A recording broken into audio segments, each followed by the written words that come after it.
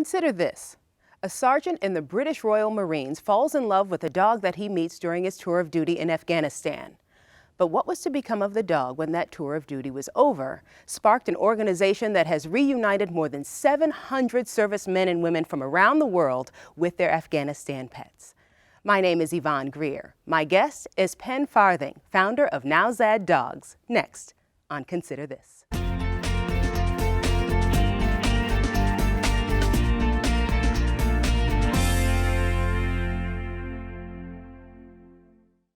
Anyone who's ever had a pet or knows someone who has a pet knows just how beloved those animals can be. They become almost like part of the family. But when you're on a tour of duty in Afghanistan and you meet a pet and fall in love with that pet and you have to go home, it can be gut-wrenching to say goodbye. Penn Farthing, welcome to Consider This. Hello, thank you very much for having me on. So take me back. How did you meet Nowzad?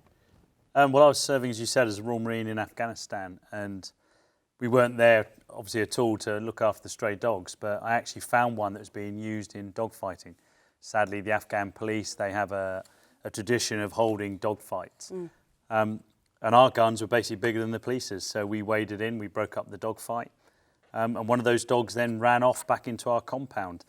I didn't really think too much of it until I was actually going on my rounds around our small compound we're in.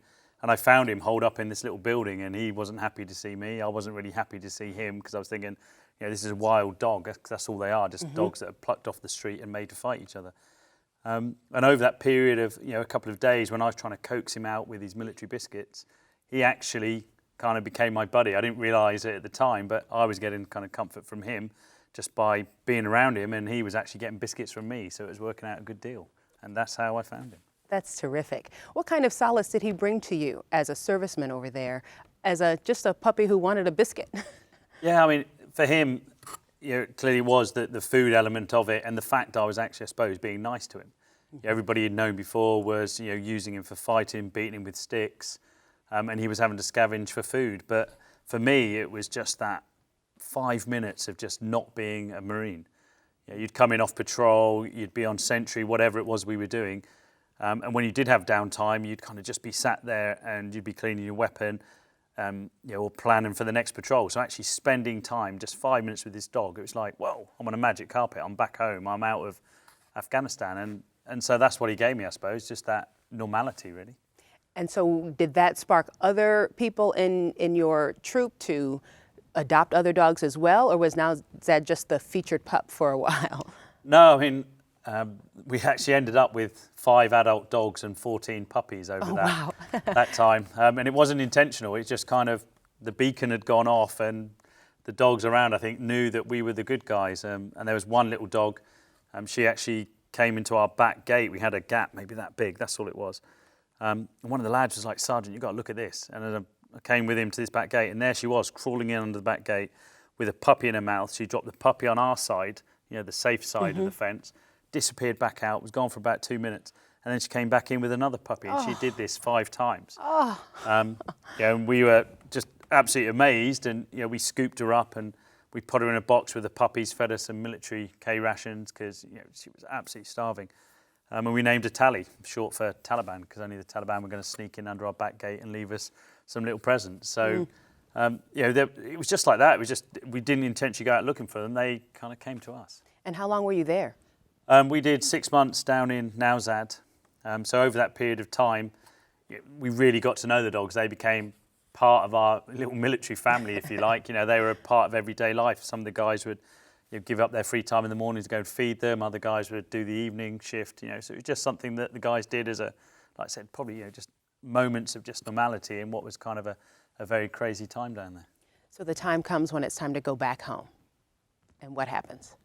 Yeah, we knew that we were going to be redeployed. We actually left that town of Nowzad in Helmand, and we were then sent to a place called Kajaki. But we'd done something, and it wasn't long for us to realise we'd done something we should never have done. We'd given the dogs a trust in people, because when we come to go, we're going to have to just kick them out. And you know, any of your audience who see this are going to know what it's like if they've got a dog or a cat at home, just to take that dog and throw it out the door and never see it again. They just couldn't do it. And for us, it was the same thing. So you know, we were panicking then because we were thinking, what are we going to do with these dogs when we actually leave? And yeah, that was just a massive problem for us to kind of solve and think of how we were going to achieve it. So what did you do? We eventually found that up in Kabul, there was an American journalist, and she was actually there working and owned her own little compound, or lived in a little compound, and she'd been known for looking after street dogs. So we actually got in touch with her, and she said, look, I can look after the dogs for you, while we sort out flights to get them out of Afghanistan, because my intention was I'd try and get the dogs to England. But we had to get them from Nowzad all the way down south, about 700 miles, up to Kabul. It's mostly Taliban-held territory back then in 2006. The military wouldn't help us at all. They said, no, we're not going to help out in any shape, form or size. So we had to basically ask Afghans if they would drive the dogs for us all the way north. Probably at great risk to themselves. And we also didn't know if they'd just take our money, take the dogs, drive around the corner, and let them go. So we really didn't know if the plan would work until it actually worked. Did work. Yeah. And for us, that was a good 2 weeks before we found out of just every day, just wondering what had happened to these dogs that we'd actually become incredibly close to over that period of time. So the dogs are now safe, and you're at a different location. How do you manage the process of actually getting them back to England? Yeah, no one had actually transported a dog from Afghanistan to England before, so everything was, we were making it up as we went along. We spent hours on the phone when we could. It was emails, it was letters, trying to work out how you actually got that dog on a flight all the way from Afghanistan to Dubai, and then from Dubai into London, and then the rules for quarantine, because back then England had some pretty strict quarantine rules. So it took around about 3 months to figure all that out, and of course raise the money, because sadly it's not cheap moving a dog from Afghanistan to England. So, how did you raise the money? It all started with my mum. She'd written a small little article for the local paper saying that I was serving in Afghanistan and I was looking after this dog.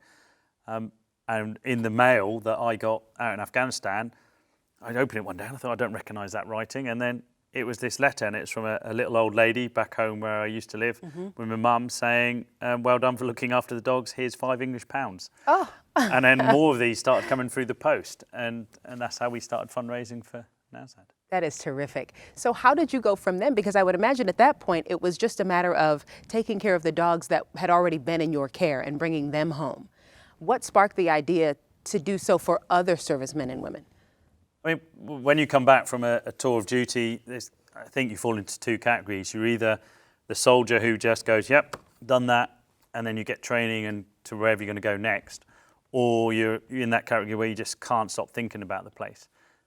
We lost 2 of our guys, and 5 were seriously injured while we were out there. And so for me, it wasn't just something we'd done. It was a major part of my life. And I kept thinking about obviously all those Afghan people I'd seen, the dogs we'd seen, and just the strays, and it just seemed a hopeless situation. And I wanted to do more, but the Marines were saying, no, you're back now. You go training, ready for wherever you're going to go next.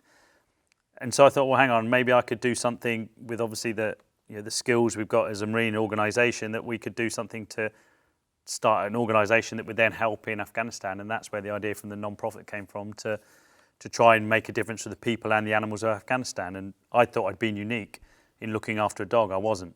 The second that we started a website saying that we'd rescued Nowzad, and we were getting American soldiers, Canadian soldiers emailing, or family members saying, my son, daughter's looking after this dog or cat, they're about to end their tour of duty, how can we get this animal out for them? And that's how it started. That is terrific. Just an amazing ripple effect, because you never really know what kind of impact it's going to have when you just say, this is what I'm doing. Yeah.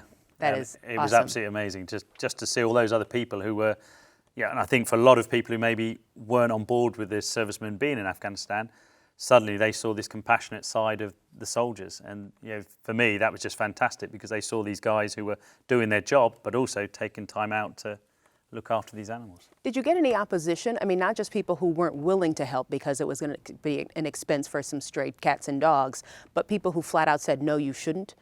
No, the military weren't too on board with it, and they never have been, but I understand why. They're reluctant to get involved in something that detracts from the military. I understand that. So I understand that. But no, I mean, most of the general public we've ever met, have been incredibly supportive. They like troops, they like animals, and so it's a win-win situation. And you're really creating a win-win situation for the people of Afghanistan as well, because now you take care of the dogs who are there, not just reunite them with other soldiers. Yeah, I mean, a big part of it was the simple fact that we're in Afghanistan and we'd helped all these soldiers rescue their dogs or cats, but there was just so many animals that were left behind, and there was no program to actually control these animals. And so we thought, well, hang on, we can run a humane program here to actually control the animals by doing neutering operations, vaccinating against rabies.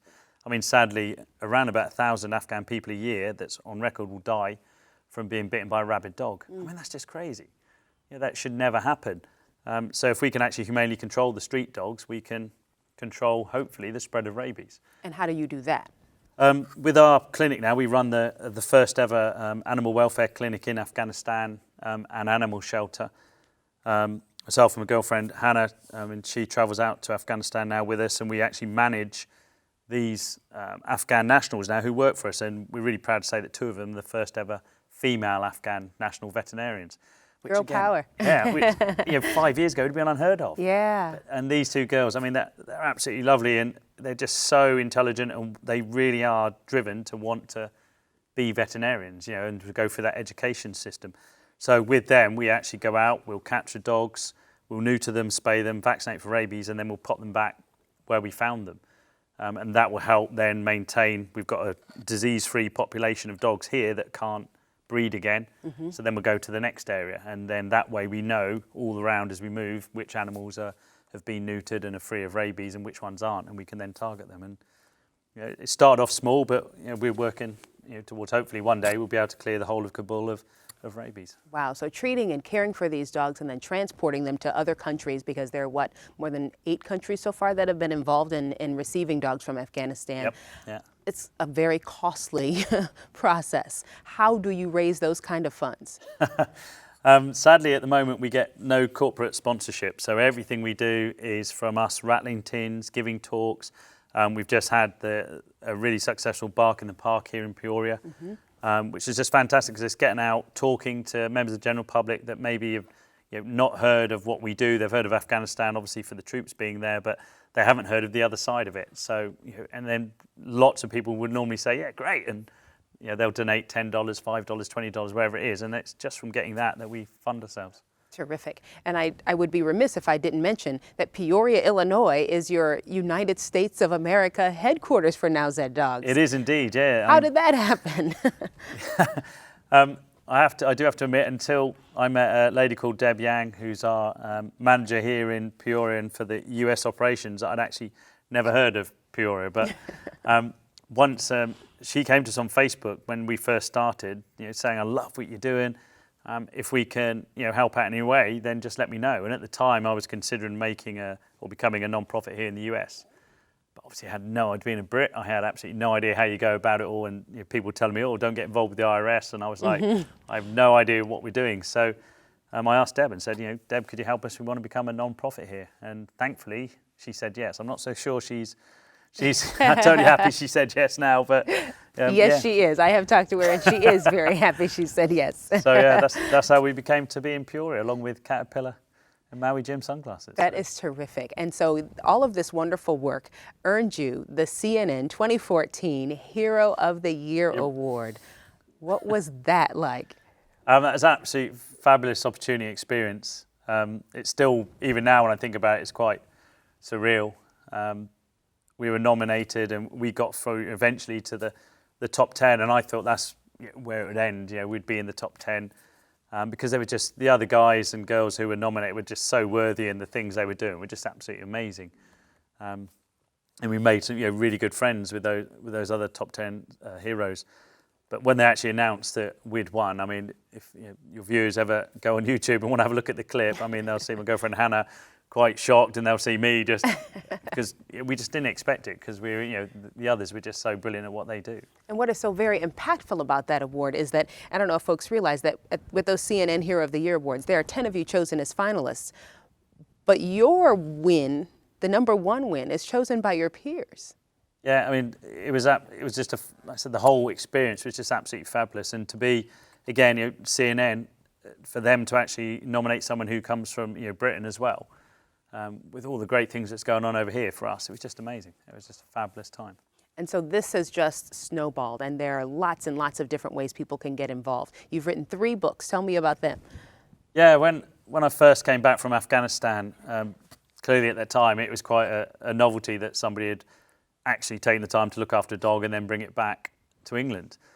And I was giving talks then to try and raise money for obviously the charity and for other soldiers. I was giving these talks, and people just kept saying to me, "Oh, it'd be a really good book.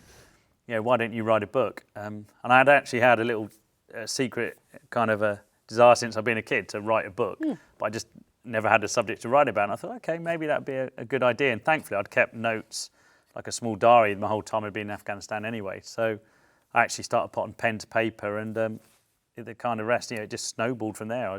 We got picked up by a publisher, and they loved the book. So that's how it started. And books 2 and 3 deal with?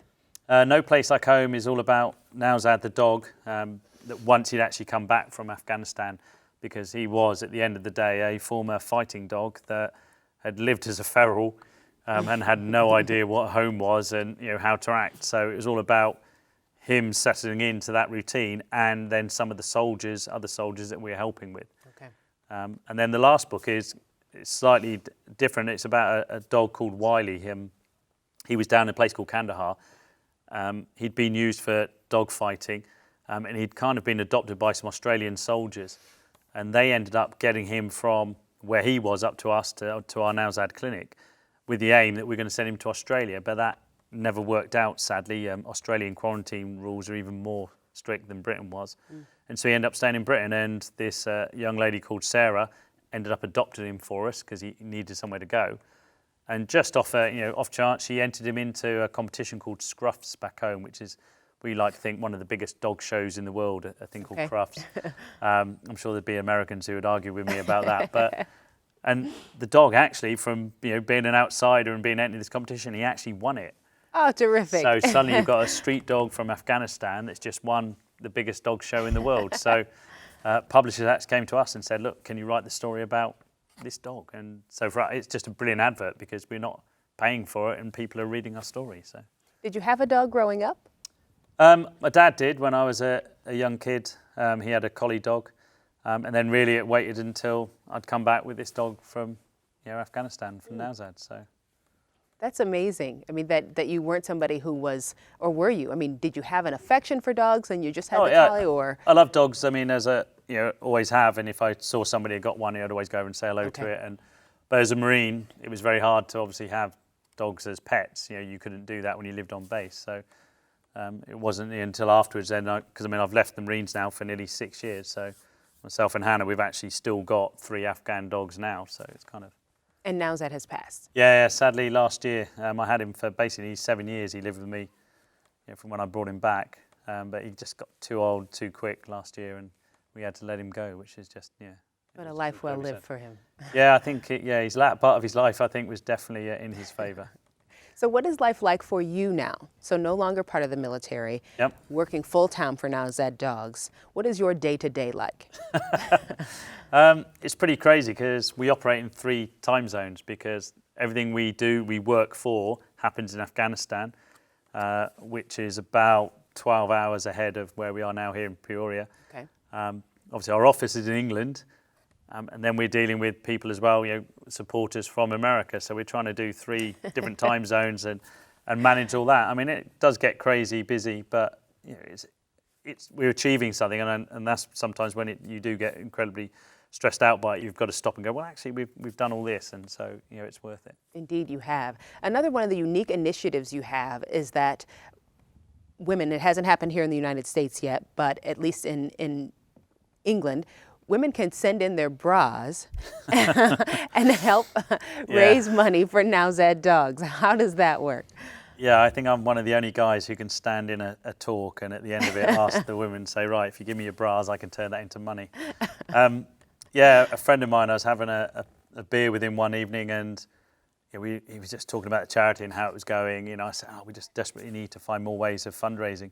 And he said, I've seen this thing where you can people can send their bras in and charities get money for it. And I was like, right, okay, how's that going to work? And we looked into it and realised, there was an organisation which would pay us money if we collected the bras. And so we just put that out there as a kind of a jokey thing, and it just picked off.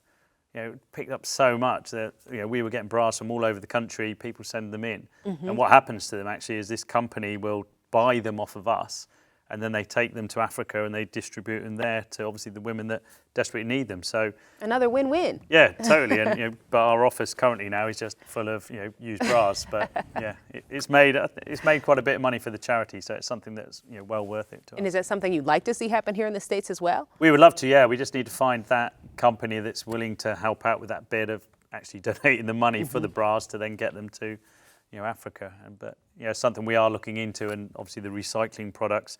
Again, in England, we'll collect old stamps and we can recycle them for money for what we do in Afghanistan. So we've only been here now for just over 2 years in America, as a non-profit. So it's something that we're still looking into.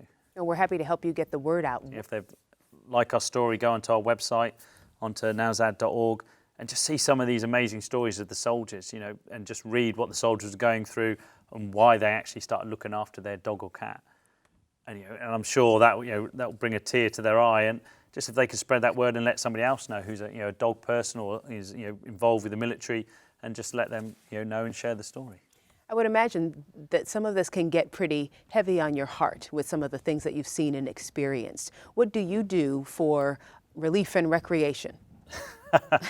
Myself and Anna were actually talking about that not too long ago, because we're probably very bad at actually giving ourselves time off, and when we do have time off, we'll sit there and then suddenly the conversation will come back to Nowzad again. But I love climbing. My passion in life is rock climbing. So whenever I can, I'm sure Hannah would rather be on a beach somewhere, but I actually drag her off and we'll go up the mountain and we'll go climbing. So that's kind of my way of de-stressing, I suppose, if I can, yeah.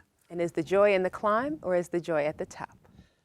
In the climb, definitely in the climb. Because it's just no mobile phones, no nothing, and you just totally concentrating on what you're doing. So it's a way of, for me, switching off, I think, yeah.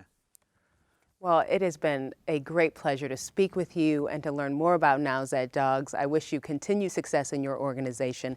Give me real quick again the website where people can get involved if they want to help contribute or support. Yeah, Nowzad, NOWZAD.org. Same website if a company may be listening and may be able to help you collect bras here in the States. Yeah, without a shadow of doubt. If anybody's got any ideas, they can go onto the website and there's a link, they can find us and drop us an email. And we'd just love to hear from everybody who's got some ideas of how we can expand in America, and especially with people who want to volunteer to help, whether it be organise a talk or an event, like the Bark in the Park we've had just recently. Well, thank you for your courage, thank you for your initiatives, and thanks for looking after the dogs and cats. We appreciate that very much. Thank you very much for having me on. And as many of you know, we here at Channel 47 are supporters of the arts in our community, and we're going to now take a look at our featured artist of the week. Well, I've always been interested in art, and in high school I kind of gravitated towards basic technical drawing, drafting, and when I started in college, I was originally a biology major, pre-vet. My dad's a veterinarian. But after about 3 years, I decided that I really wanted to go into art, and became a graphic design major. I became interested in sculpture when I had an opportunity to take a studies abroad semester in Cortona, Italy, right before I finished my BFA. And over in Italy, I was able to take stone carving classes and bronze casting classes as part of the University of Georgia's Cortona Studies Abroad program. I really enjoy working in a number of different ways. When I do large-scale outdoor pieces, there's a certain amount of pre-planning. Usually I will do a scale model, it's called a maquette, and so I'm working out a design very specifically from the beginning, and I really enjoy working that way. And then as you enlarge it, you'll find maybe some slight modifications, new opportunities, but after having done a piece like that, it's nice to begin to explore the material and let the ideas develop with the piece. And so that kind of keeps me fresh to be able to go from a lot of pre-planning to the exploratory type of work. The drive to make sculpture is, I guess it's something that all artists seem to have. There's this need to create, to be able to express ourselves in a visual way. It's really wonderful to be able to work in a visual way, although sometimes we have opportunities to actually speak about our work, to be able to try to communicate ideas, layer information into pieces for people to explore and give our perspective on different things that are personal but yet universal, controversial topics, things like that are just opportunities for artists to be able to communicate. And it's one of those things that you don't really want to retire from. You just want to do it until you take your last breath. Our thanks again to Penn Farthing of Now Zad Dogs. And thank you for being with us on Consider This.